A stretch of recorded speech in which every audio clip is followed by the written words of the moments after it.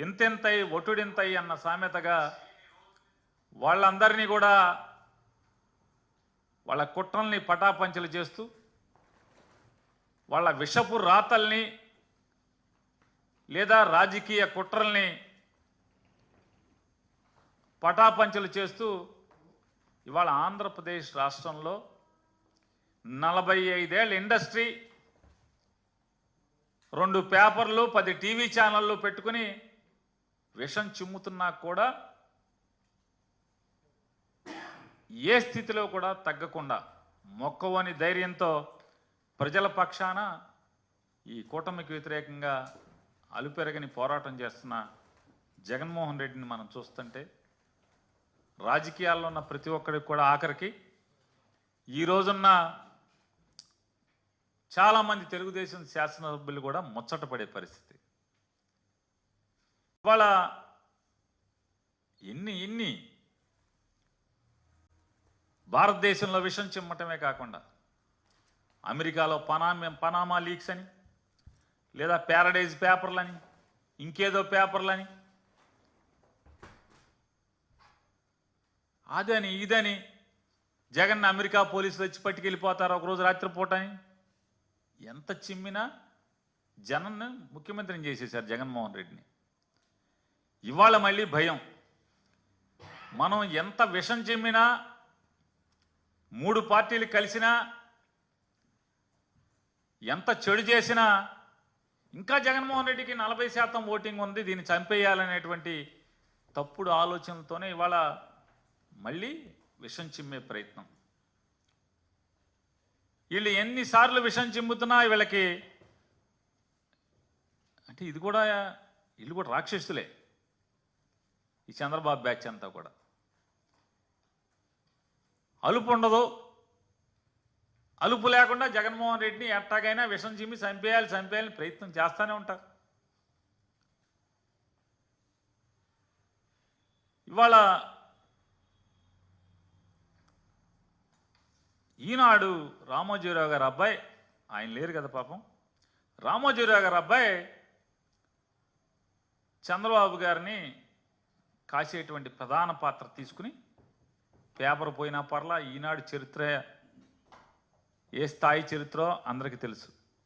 ఆ చరిత్రని తొంగలో తొక్కినా పర్లా, తప్పుడు వార్తలు రాయొచ్చు, అబద్ధాలు రాయొచ్చు, ఏది పడితే అది రాసేయచ్చు అనేటువంటి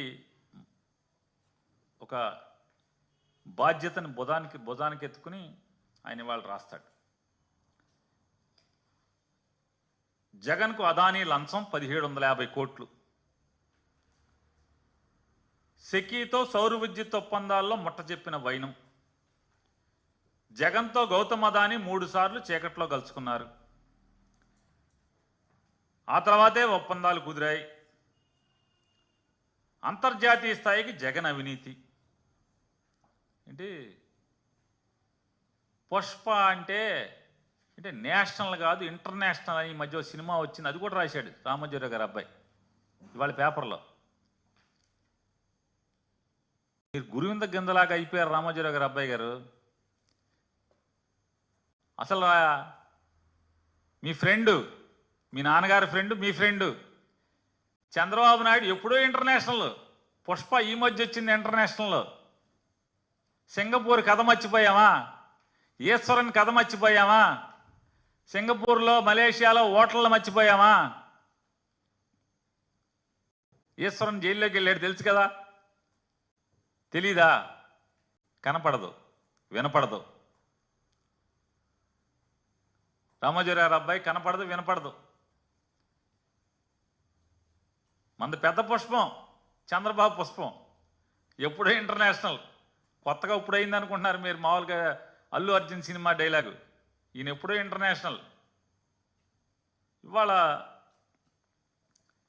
ఈ గురువింద సామెతగా వీళ్ళు ఈ తప్పుడు వార్తలు రాస్తూ అసలు రాయటానికి వీళ్ళ అర్హత ఉందా అంటున్నాను. ఒకటికి నీతి చెప్పే అర్హత ఈ పేపర్కు ఉందా అని అడుగుతున్నాను.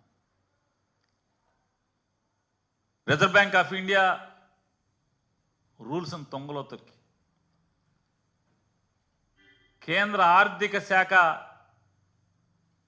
చట్టాలని ఏమార్చి ఊరూరా చీటీల కంపెనీలు పెట్టి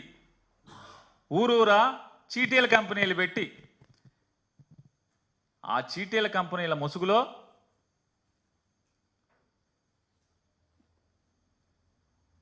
రూల్స్కి విరుద్ధంగా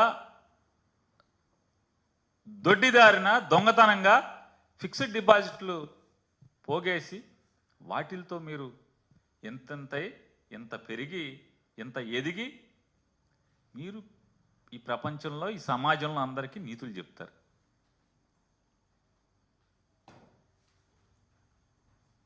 ఎప్పుడన్నా ఒక్కరోజన్నా ఈ మార్గదర్శి పాపాల గురించి ఒక్కరోజన్నా రాశారా మీ పేపర్లో? ఒక్కరోజు ఇది తప్పు అని, మార్గదర్శి చేసింది తప్పు పాపం అని ఎప్పుడన్నా చెప్పారు ఎవరికన్నా? ఏ రోజన్నా రాసుకున్నారా మీ గురించి? మీరు సమాజానికి నీతులు చెప్తారు ప్రతోడికి. భలేవో మంచోళ్ళు. మనం ఒక జిల్లా ఏం చేస్తాం? సస్తామేంటి మరి? ఇక అంతకు మించి అనలేకపోతున్నాం. కృష్ణా జిల్లాలేండి మాది మా తినాలి వాళ్ళ తినాలిలాగా వీళ్ళు రాస్తారు. ఏమని రాస్తారా అంటే అసలు చూడండి,